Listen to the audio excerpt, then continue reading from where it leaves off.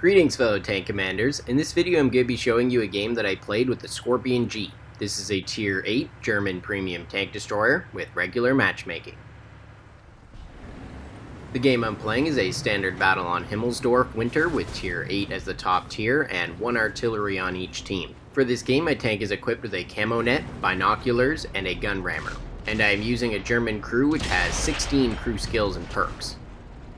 So off the start here, I've taken up position in the train station. It's a great spot for snipers since it's at the end of a very long open area at the 1-2 line. It provides some good cover when the enemy moves forward and from artillery. I'm getting some easy early game shots here on the T-29, and it's a good lesson to not overextend in this area in the early game unless you have a lot of support, because that T-29 was actually able to spot me out, but he had no support from his teammates and so it wasn't worth it. Alright, that's a great way to start off the game. I'm watching the tactical situation carefully here because my team doesn't have a very good dispersion, because we have no spotters in front of me, and there's no one left guarding the main heavy tank road around the 7-8 line. We had one medium tank go there in the early game, but no surprise, the enemy blew right through him. So I'm going to fall back to defend the base before this situation can get out of hand.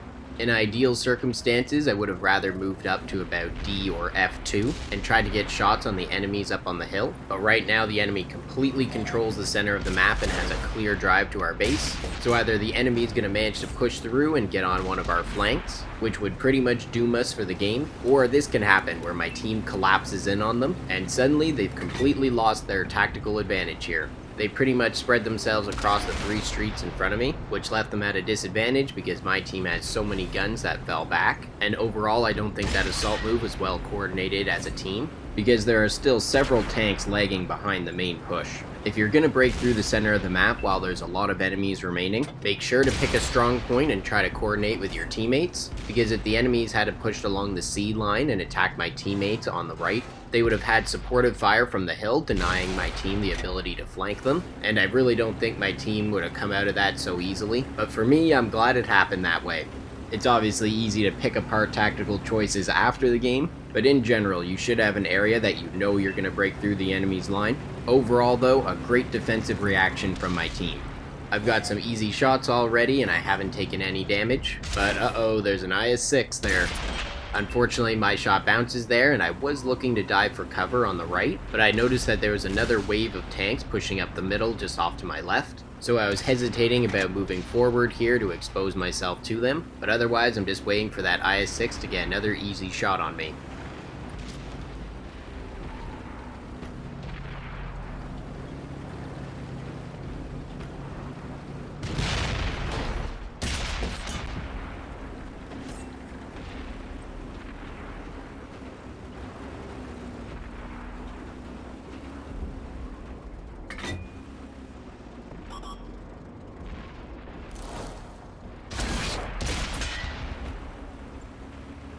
I got a good shot here on the hammer, but he's easily able to return 2 on me, but he only did 100 damage on that shot there, so I'm thinking he's firing HE at this point. A daring strategy, but it does not work out for him. These dead tanks on the street here provide some excellent cover, and I'm able to line up a cheeky shot through them. Alright, it's now a 2 vs 3 fight here. The enemy's got a medium, a heavy, and an arty versus us 2 tank destroyers. This is a weird situation for sure.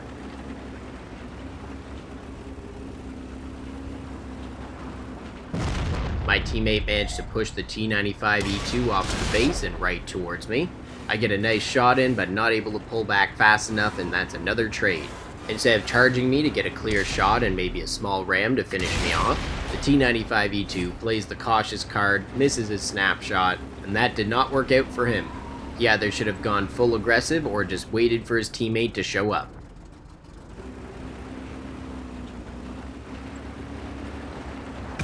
Wow, that's a narrow miss from artillery. I've got to get out of here. Let's go for the element of surprise.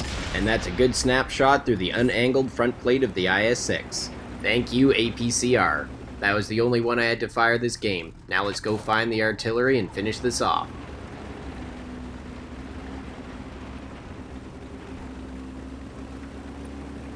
So despite having so many teammates on this side of the map in the early game, we never got around to pushing forward and taking out this artillery, which is a pretty big fail because that M12 managed to get over 2,000 damage on Himmelsdorf, which could have easily been avoided if one of us had to move forward. Oh damn, he sees me. He's going for the snapshot, but RNG goes my way. Now let's check the post-game stats and see how I did.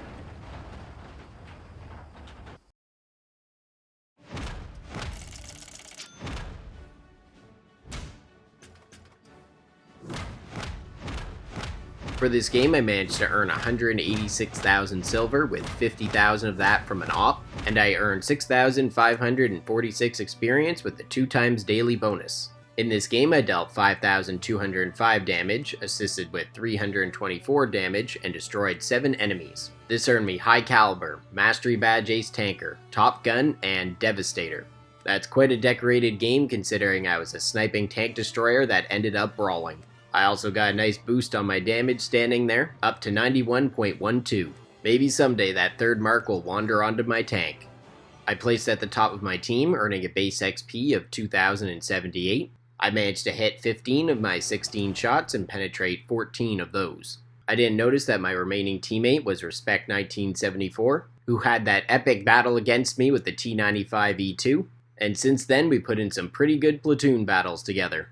I didn't do much in terms of crew and module damage. I injured the driver in the T29 and injured the driver in the IS-6.